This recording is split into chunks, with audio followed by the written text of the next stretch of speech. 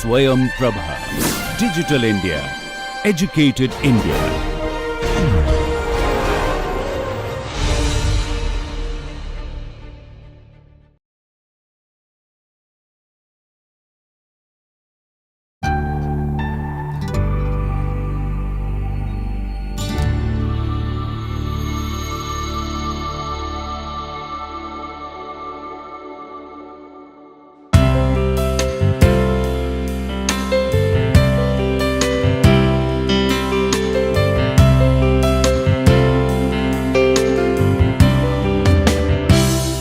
Welcome back to this lecture where we are continuing to talk about materials and resources as part of the online ongoing course on sustainable architecture. So, in the previous lecture of this week, we discussed about different terminologies related to waste. We discussed at length about what municipal solid waste is and how it is being managed. It is supposed to be managed in an integrated manner. So, what are the different components of it? So, in the previous lecture, we talked at length about solid waste management in general. Today, we will be focusing more on the different strategies of treatment of this waste, and we will be focusing on the green building rating systems and their compliance criteria for the building development. So, when we are talking about different technologies available for processing, treatment and disposal of the waste, there are certain key factors which we should keep in mind when we are selecting these technologies. So, we have to know the origin and quality of the waste. We have to know whether there is presence of hazardous or toxic waste in the waste which is going to be treated. We have to know of the availability of outlets for the energy produced. So, there may be high energy containing items, wastes, and if the energy is being produced, what are the possible outlets for this produced energy? We have to look at the market for the compost or anaerobic digestion sludge. So, it is not that we select a strategy and we keep treating it, generating some sort of product, for example, the anaerobic digestion sludge, and keep stacking it, storing it. We have to look at where will it be marketed. We have to look at the energy prices in case of a buyback tariff. We have to look at the cost of alternatives. So, we have to look at the price of land, the price of technology, the capital cost, the labor cost, the cost of operation. So, all of that has to be looked from a life cycle perspective. And then we have to look at the capability and experience of the technology provider. So, whether this technology provider has enough experience in running that technology for us for the given waste. So, based on that, an appropriate technology has to be selected. So, I will quickly take up some of the different types of waste and look at the different technologies which are available and a quick comparative. So, we have very commonly available paper waste. Now, there are two types of technologies. One, we have incineration, where we convert the solid waste into usable energy. The other one is paper recycling. Now, the issues with incineration is that there is a lot of wastage of energy which could be saved while recycling. Here, the benefits are that the end use applications of paper recycling can be achieved. The issues with paper recycling is that it requires a capital investment of approximately 12 lakh rupees, which will yield up to 15,000 kg of finished paper, and this actually creates a value addition of 10 lakhs per annum. So, on the whole, paper recycling comes to be a better strategy, but it requires a lot of operations and maintenance. So, labor cost goes in, but then it also simultaneously provides for job opportunities. If we are looking at garden waste, we can do composting and we can also do vermicomposting.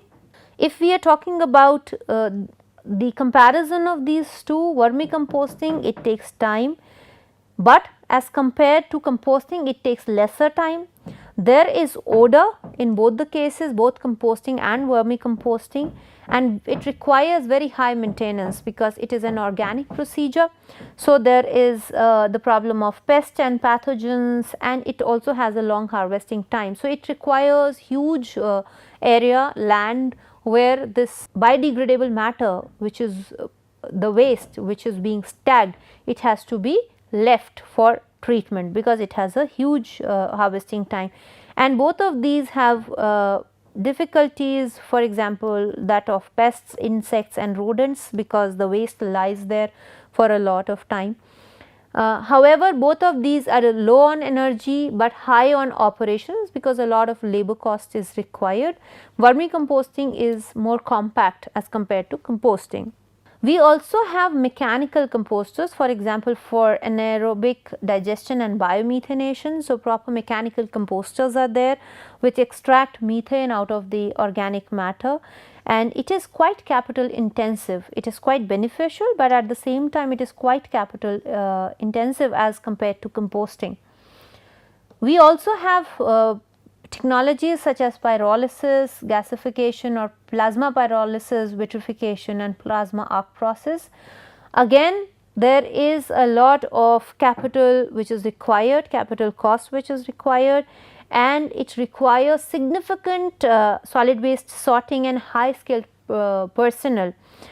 Because of this very high initial cost, it is often not utilized in any area where there is huge land availability, but it is a good process, good technology where there is a shortage of land, especially in the urban areas, and the compact system, a compact system is required.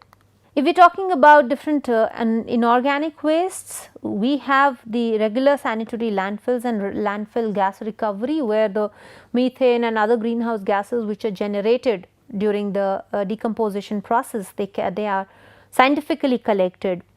We have waste to energy plants which can convert both organic as well as inorganic waste into energy, and we have production of refuse derived fuel where we are talking about the RDF pellets that can be conveniently stored and they can be used as fuel. They can be transported and they can be used as fuel in various industries. In both waste to energy and the RDF, they are usually high on capital investment and they are quite complex. They are not very simple. Yet in several areas, especially again where the energy contained in the fuel is quite high, waste to energy plant and both RDF, they are good alternatives, they are good technologies to be used, because in this manner the energy can be recovered, it can be used as a fuel. However, it requires high capital investment. When we are talking about plastic, we have plastic recycle and incineration. Again, incineration requires a lot of energy, there is a lot of wastage of energy, while when we are talking about plastic recycling, we are diverting all that waste and we are also reducing the amount of air pollution which may be caused during incineration. However, it is not always cost effective because we require a complete industry to be set up, and also depending upon the type of waste which is being brought into the industry. Then the construction waste. So, the only way to use construction waste is to reuse it. So, the brick bats, for example, this kind of a waste which is generated on the construction sites can be used as filler material for a lot of building construction processes. So, the only issue with this is that this kind of a material requires transportation from one site to the other site. When we are talking about the chemical and hazardous waste, we are talking about hazardous waste landfill, we are talking about sequestering and isolation here. So, packing them, concentrating them and packing them in containers which will be sealed and kept away so that they are not mixed, they are not released in the environment. Then we are talking about incineration, destruction or waste to energy, where the materials, the chemicals or the hazardous materials can be combusted, and they are not releasing any hazardous gases. The common other treatment is to mix it with Portland cement for stabilization and solidification. However, the most commonly adopted one is the hazardous waste landfill, where we sequester it and we isolate it. The medical waste is separately treated. So, there are incinerators. One, it is separately collected, transported and incinerated. There is absolutely no chance where the medical waste should be mixed with the rest of the municipal solid waste. Then we have e-waste. A huge quantity of e-waste is being generated across the world, and there is piling up of such e-waste. The most effective technology is to recycle it.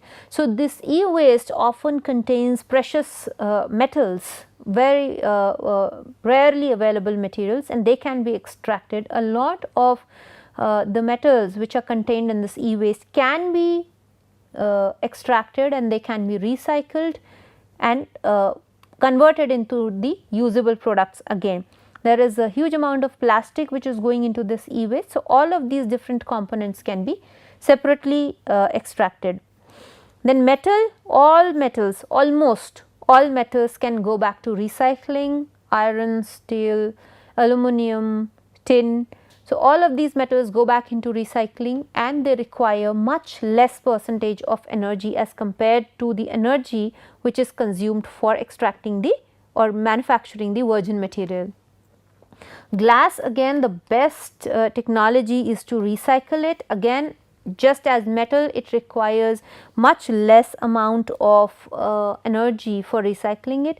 But again, all these recycling plants, whether it be for paper or plastic or metal or glass, they may not always be cost effective. And also, some of the types of these raw materials, these waste materials, may be not good enough for recycling, and after recycling they may not yield good quality products. So, a careful choice has to be made before investing. Now, besides these strategies which may be available at the municipality level or at the city level, the first thing begins with an individual, which is the individual's responsibility. So, first of all, we have to follow the 4 R's of reuse: refuse, reduce, reuse and recycle. So, if each individual reduces the amount of waste which is generated, reuses the products as much as they can, and whatever waste is generated, recycle it. In addition to that, segregate the waste into different categories and then send it out as a municipal solid waste. We will be able to reduce substantial amount of waste which is generated. Now, one of the most difficult categories to handle is this hazardous waste. Now, here we are talking about materials which have toxic compounds, which are inflammable, which are explosive or reactive, or which corrode the metal containers. So, we are talking about batteries and drain cleaners or oven cleaners. Here we are talking about the pesticides and poisonous materials. We are talking about the chemicals, the ammonia, bleach and aerosols, and we are talking about flammable materials such as paints, solvents, oils and all. So, in such kinds of waste, they require very careful dealing. Here, first strategy is to produce less amount of such waste. In case they are there, then we convert them to less hazardous or non-hazardous substances through different types of treatments. It could be thermal treatment, it could be chemical treatment, it could be incineration or land treatment. Once that has been done, we put them in perpetual storage. So, it could be salt formations, it could be converted in the form of salts and then isolated. It could be isolated in the form of waste piles or landfills. So, all these different types of treatments may be carried out. There is a very commonly practiced technique strategy, which is deep well disposal, which is for hazardous waste. Now, what happens is there is a deep underground well which is created and it is filled up with the inert construction material, for example concrete. The hazardous waste is pumped into this well, it is stored and it is properly sealed. So, in case, so one is it is very safe because the hazardous material has been properly sealed.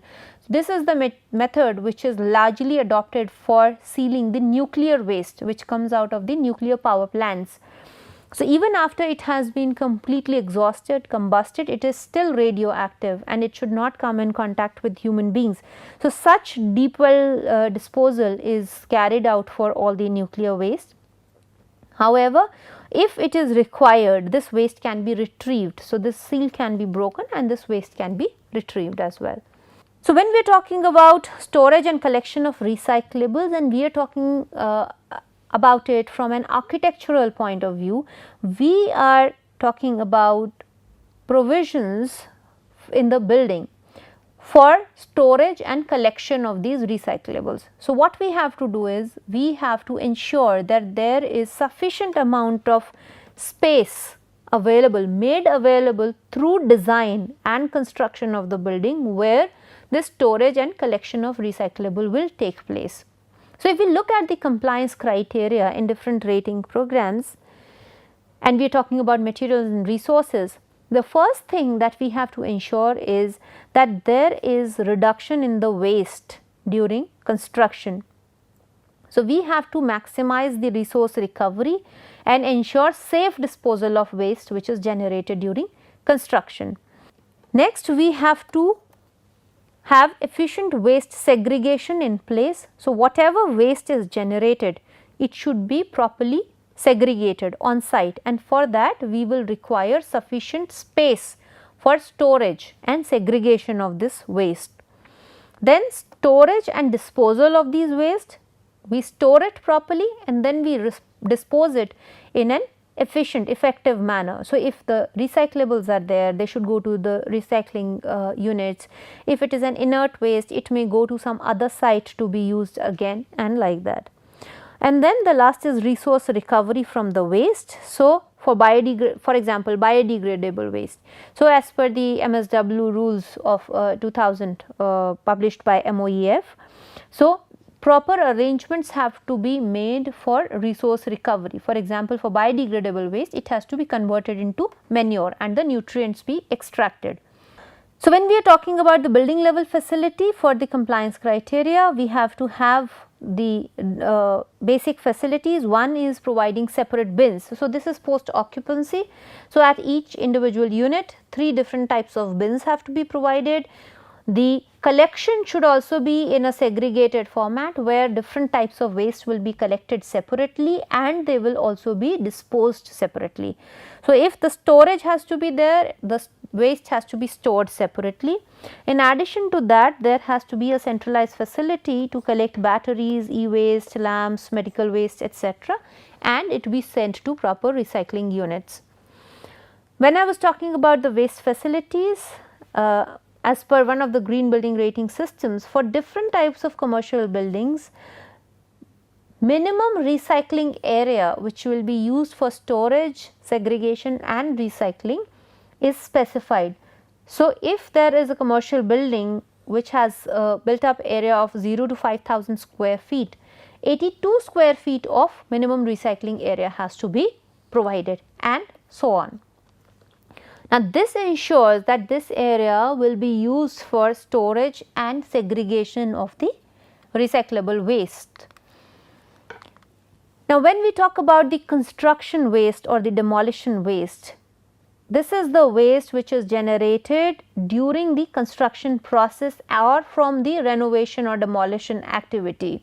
So, this may include the different types of materials such as bricks or concrete, broken concrete, the steel steel bars. However, it does not include the land clearing debris such as soil, vegetation or rock outcrop if there is.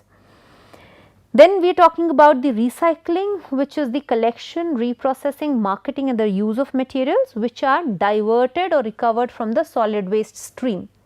So, we are talking about recycling of these materials with respect to the construction and demolition waste. Reuse is returning these materials to their active use. For example, a door. So, an old door might be recovered in such a manner that the same door, after a little bit of painting and polishing, will be reused as it is in the project. So, when we are talking about the construction waste segregation, the intent is to divert the construction and demolition waste from going into the landfill or incineration facility. So, here we are talking about segregation of these different types of wastes. So, bricks, concretes on one side, steel on the other, wood on the other, and like that, and then sending it to respective recycling facilities. Now, for that, a proper construction waste management plan, a proper logbook has to be maintained on building site itself. So, how much of the waste is being generated? So, what amount of material is brought in and how much of the material is going out and where is it going to? So, for example, if we look at this particular table here, so these are the different types of materials which are being sent out of the building. For example, concrete, wood, gypsum wallboard, steel, asphalt, masonry, cardboard.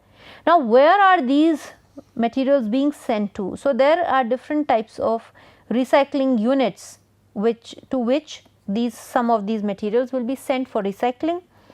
In case there is an on-site reuse, so for example, asphalt, this may be used on the site itself. There may also be cases where some of this material may go to some other site, not the same site.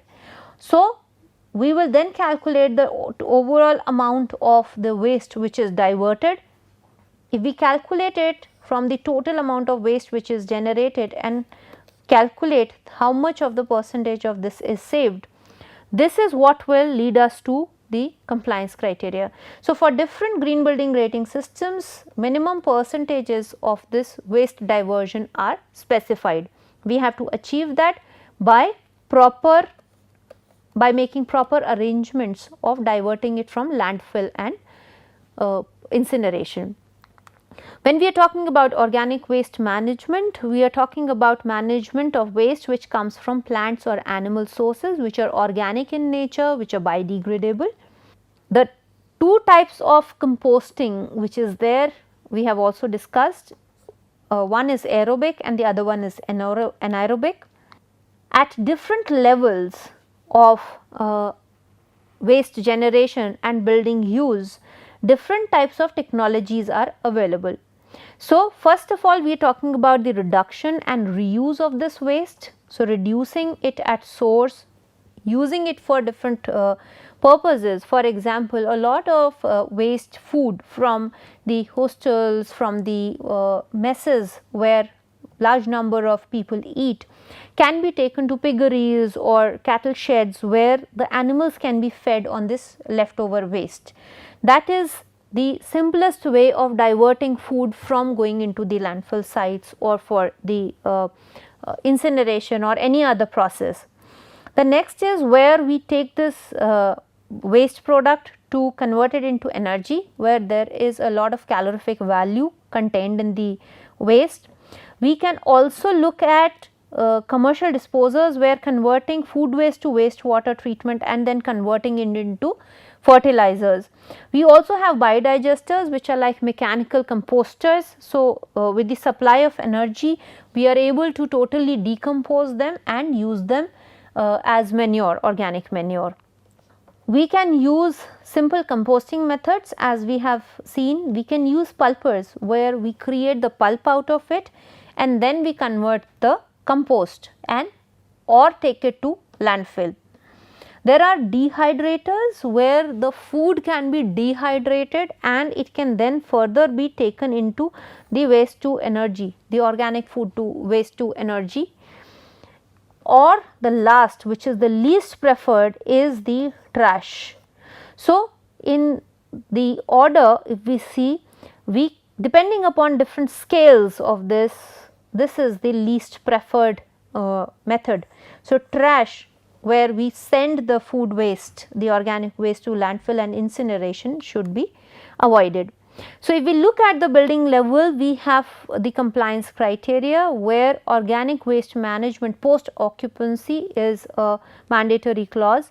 Here we are talking about effective organic waste management where we convert the biodegradable waste into manure.